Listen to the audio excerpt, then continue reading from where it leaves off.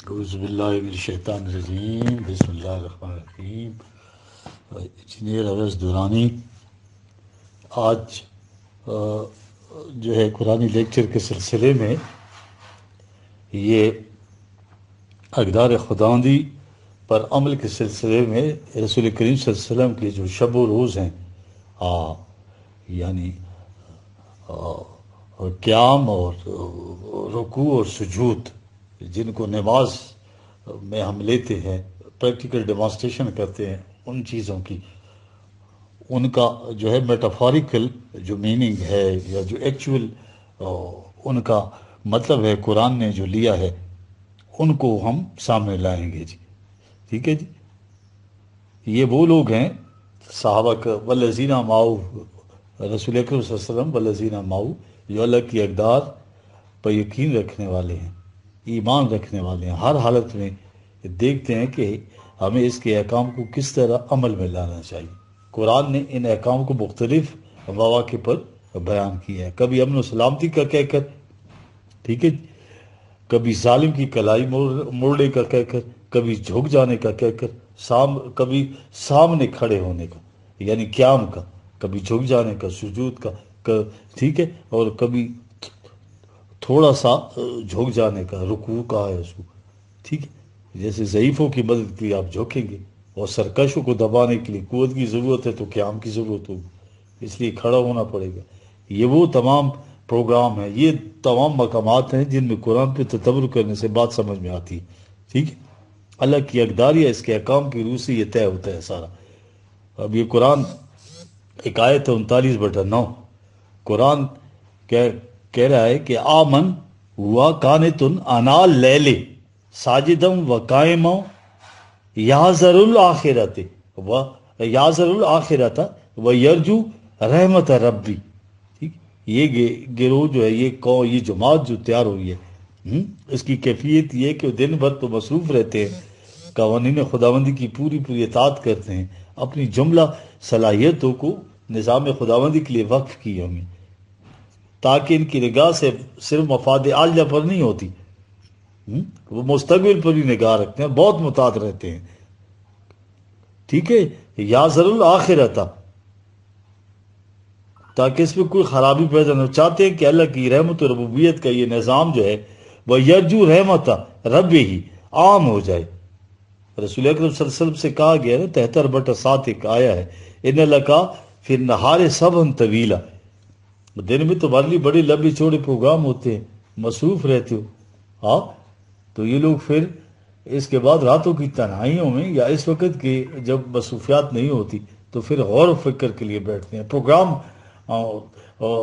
جو ہے تو بناتے ہیں، اور وہ ان کی جو ہے ساجدن و قائمہ 39/9، یعنی قوانین خداوندی کی پوری اطاعت کے لیے پروگرام کو پریگمیٹائز کرنے کے لیے جو ہے تو یہ پلان کرتے ہیں، بیٹھتے ہیں، تاکہ یہ صلاحیتیں جو ہیں نظام خداوندی کے لیے وقف کی جائیں، راتوں کو کھڑے اور جھکے ہوئے، ٹھیک ہے، ساجدم و قائمہ، جھکے ہوئے اور کھڑے ہوئے راتوں کو اس اطاعت کوشی میں مصروف رہتے ہیں۔ یہ قوم یہ جماعت جو ہے، اس جماعت کی بات کی گئی ہے، ٹھیک ہے۔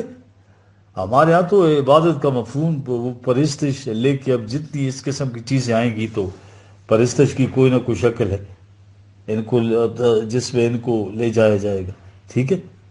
یعنی وہ رات کی تنہائی میں نفل پڑھتے رہتے ہیں، نماز جو فریضہ ہے تو کبھی نماز میں کھڑے ہوتے ہیں، جو قیام نماز کا فریض ہے تو کبھی سجدے میں چلے جاتے ہیں، یعنی رات بھر یا رات کا بیشتر حصہ نفل میں گزارتے ہیں، گویا یہ قیام سجدہ ہے، تو نماز کی رکعت کا قیام سجدہ ہے، اور رات کا پروگرام یہ ہے کہ باقی وقت ہے، اس کے لیے رسول کریم صلی اللہ علیہ وسلم کے مجھے یہ چیزیں گھڑی ہوئی ہیں کہ رات کو وہ کھڑے رہتے تھے اور اتنا قیام کرتے تھے کہ پاؤں سو جاتے تھے۔ یہ عبادت بنائی ہوئی ہے، حالانکہ پوجا پاٹ کا پورے قرآن میں کہیں ذکر نہیں ہے۔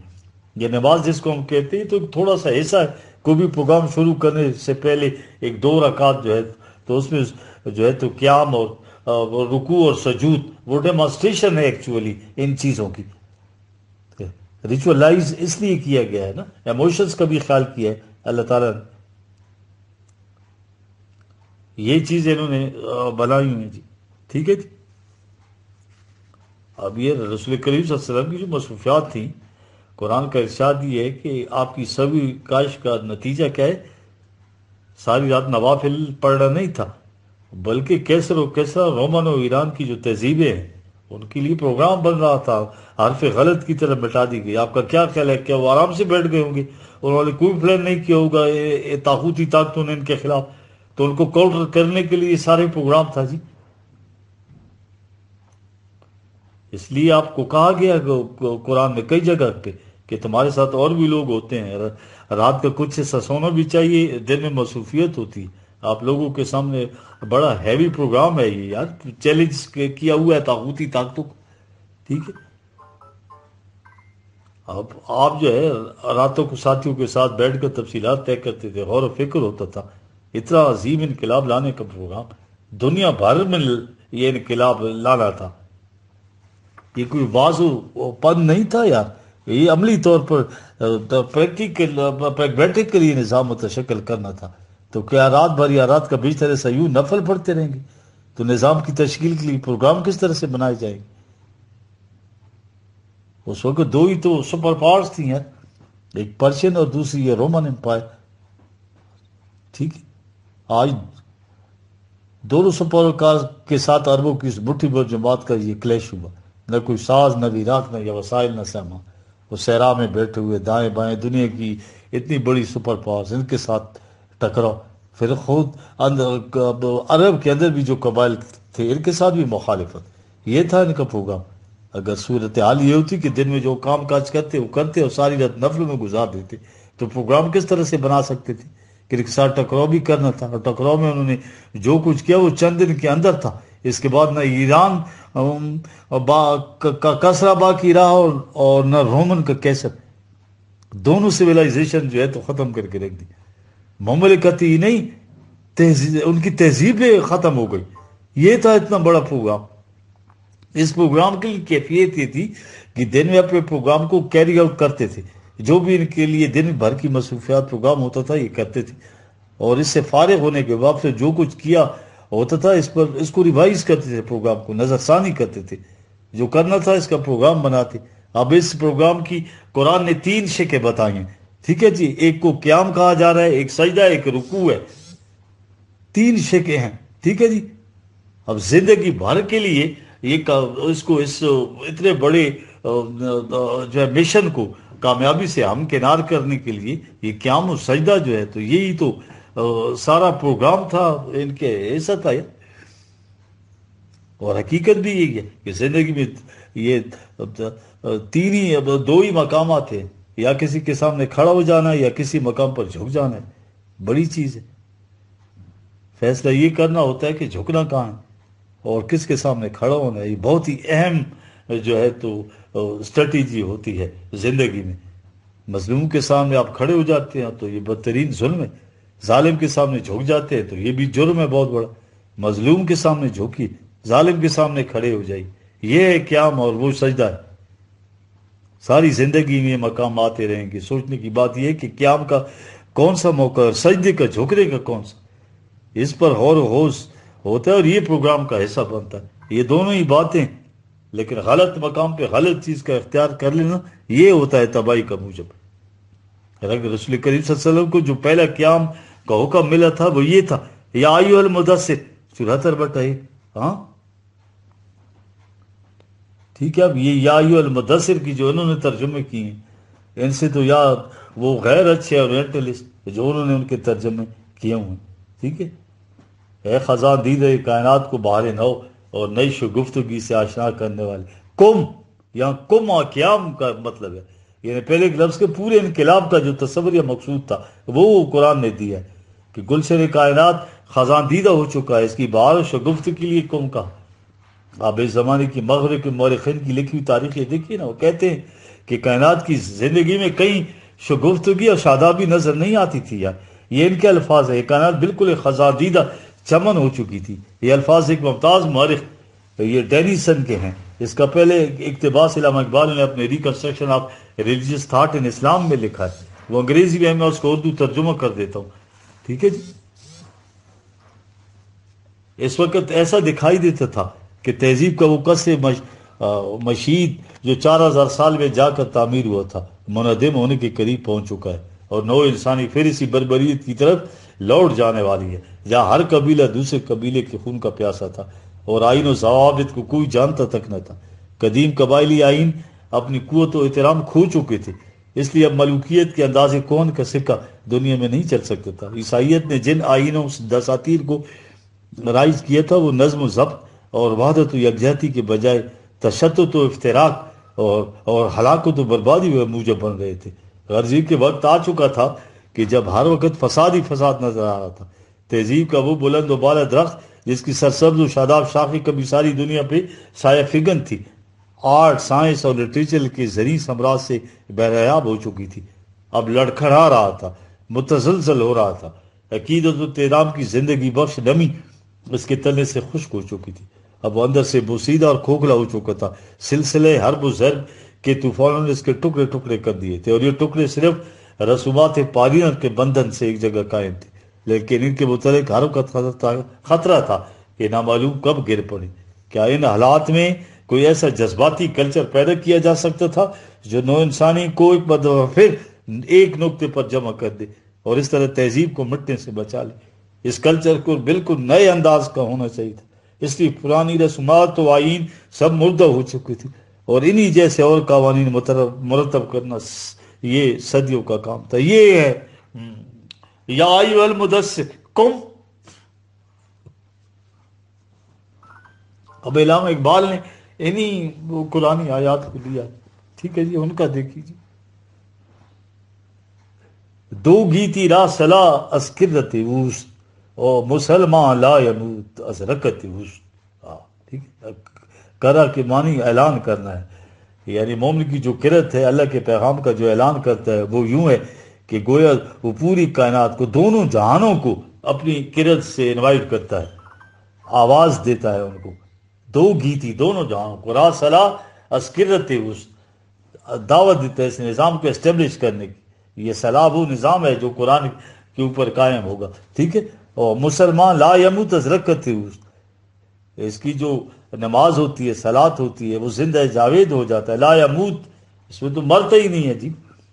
ندانت کشت ہے اثر، ندانت کشت ہے اثر بے سوز، یہ زمانہ جس کے دل میں سوز و درد ہی نہیں ہے، وہ اس حقیقت کو جان نہیں سکتا کہ قیامت در قد قامت اوست۔ ہاں دیکھ رہے، قد قامت الصلاۃ کے عظیم پروگرام کو انہوں نے نبوت کی شکل میں بدل دیا۔ مومن جب قد قامت الصلاۃ کہتا ہے تو دنیا کے اندر ایک انقلاب آ جاتا ہے، قیامت برپا ہو جاتی ہے۔ قد قامت الصلاۃ کے ہی اب جو ہمارے یہاں قیام ہے، جو قد قامت الصلاۃ، اب وہ نافل کے اندر تبدیل ہوگی، ساری رات نفل پڑھتے رہے۔ پھر جو کہا تھا کسی نے قیام و سجود کے متعلق کہ کہاں اٹھنا ہے اور کہاں جھکنا ہے، ٹھیک ہے جی، یہ مصرع لکھ دیا کہ شوخ نے محراب مسجد پر، یہ ناداں گر گئے سجدوں میں جب وقت قیام آئے۔ یہ جو قیام اور سجدہ ہے، اس کا غلط انتخاب اور غلط وقت تو آج ہمارے سامنے، اپنوں کے سامنے تلواریں لی آپس میں لڑ رہے ہیں، شام میں دیکھ رہے ہیں، ادھر دیکھ رہے ہیں، افغانستان میں دیکھ رہے ہیں۔ جہاں جھکنا تھا وہاں جو دوسرے تمہارے اور اسلام کے اتنے بڑے مخالف ہیں، ان کی جوتیاں چاٹنے کے لیے جھکتے جا رہے ہیں، وہاں سجدے کر رہے ہیں، یہاں قیام ہو رہا ہے، یعنی یہ الٹ ہو گیا۔ مومن راتوں کی تنہائی میں ہوا کانت، کانت کے اس لفظ نے ساری بات طے کر دیجیے۔ قرآن ہے اللہ کا کلام، چنے ہوئے الفاظ اللہ کے، زبان تو عربوں کی ہے، انسان کی بنائی، سکاون کنیت، عربوں کے ہاں پانی کی بڑی کمی تھی، پانی ان کے ہاں بڑی پریشیس متاع حیات تھا۔ مشکیزے میں پانی بھر کر اس طرح سے سلا ہوا اس مشکیزے کا منہ ہوتا تھا کہ پانی کا ایک قطرہ بھی اسے نہ ٹپکے، لیکن جہاں اس پانی کی ضرورت ہو وہاں اس کا منہ کھولے، ضرورت کے مطابق پانی دے دے، پھر باقی پانی کو سنبھال کر رکھے، ضرورت کے مطابق وہ اس میں سے دے دے، پھر جہاں ضرورت نہیں ہے اس کو محفوظ رکھ لے۔ یہ ہوتا تھا ان کے یہاں مشکیزہ، جسے وہ کنیت یا کانت کہتے تھے۔ یہ وہ جماعت ہے جو اپنی صلاحیتوں کو، قوتوں کو، دولتوں کو اور جو ہے تو ساری چیزوں کو اس مشکیزے کی طرح محفوظ رکھتی ہے، بے جا ایک قطرہ بھی صرف نہیں کرتی۔ جہاں ضرورت ہوگی قوانین خداوندی کے مطابق فی سبیل اللہ، وہاں اس کا منہ کھول دیتی ہے، جب ضرورت پوری ہو جائے تو پھر اس کا منہ بند کر دیتی ہے۔ یہ تھی وہ جماعت۔ اب ان کا سجدہ اور اس کا قیام سمجھ میں آ گیا، لہٰذا کانت نے بتا دی بات کہ قرآن مجید کیا کہہ رہا ہے۔ جب اس کا الٹ ہو جائے یعنی پیاس سے تڑپ رہے تو تم مشکیزہ بند ہے۔ قرآن نے کہا تھا نا وَيَمْنُونَ الْمَاعُونَ 107/7، جس رزق کو بہتے ہوئے چشمے کی طرف جاری ہونا چاہیے تھا، یہ جو مسلین ہیں نمازی وہ اس رزق کے اوپر بند لگا دیتے ہیں، اپنے لیے اس کو روک لیتے ہیں، اور جو اپنے لیے روکتے ہیں تو اسراف میں اس کو ضائع کر دیتے ہیں۔ یہ کانت و مشکیزہ تھا، اور ایک ان کے ہاں دوسرا مشکیزہ تھا، جہاں ضرورت ہے منہ بند ہے، جہاں ضرورت نہیں ہے سوراخ ہو رہا ہے۔ ایک ایک رات میں لاکھوں روپے لوٹائے جاتے ہیں، ساتھ پڑوس کے مکان کے اندر ایک بچہ محض دوائی نہ ہونے کی وجہ سے مر رہا ہے، بھوک سے لوگ بلبلا ہیں، تعلیم نہیں۔ اب آپ سمجھیں یہ کیا پروگرام تھا، جماعت مومنین کے پروگرام کی نوعیت کیا ہے جی؟ ٹھیک ہے، کہا یہ وہ لوگ ہیں جو رات بھر کی تنہائی میں بیٹھے ہیں، دن کے ہنگاموں سے فارغ ہو جاتے ہیں تو پھر وہاں اس پروگرام کے متعلق سوچتے ہیں۔ ساجدم و قائمہ، کائے کے لیے۔ اب آگے دیکھیے آیت میں یہ 39/9، یہ یاسر الآخرتا، یہ روزمرہ کے کاروبار کا کس لیے؟ ان کے سامنے فیوچر ہوتا ہے، مستقبل کے لیے پلان بنائے ہوئے پروگرام ہے، مستقبل کا سوچتے ہیں۔ کہتے ہیں اس وقت تو سب کچھ خیر ہے، کہیں اس وقت کوئی خطرہ لاحق نہ ہو جائے، وہ مستقبل کا سوچتے ہیں۔ وَيَرْجُو رحمت ربی، اور نشمار دینے والے کا جو سامان نشمار، جو سامان زیست ہے، یہ ان کی ذمہ داری ہے، اس کے متعلق پروگرام بناتے ہیں کہ کیسے حاصل ہوگا اور کیسے تقسیم ہوگا وہ کیا جائے گا۔ یہ ایک جماعت ہے، یہ ذرا سی تکلیف آئی تو دہائی مچانے لگے، ذرا سی آسائش نصیب ہو گئی تو خدا فراموشی اختیار کری۔ ٹھیک ہے، یہ وہ چیز ہے جو قرآن بتا رہا ہے جی۔ ٹھیک ہے جی،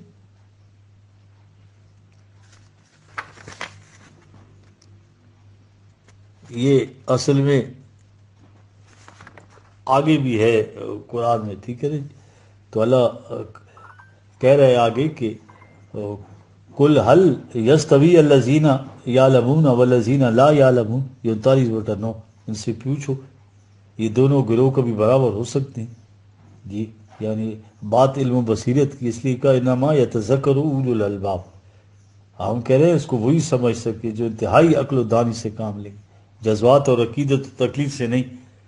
پہلے کہا حل یستوی الذین یعلمون والذین لا یعلمون، بڑا عجیب ٹکڑا ہے یار۔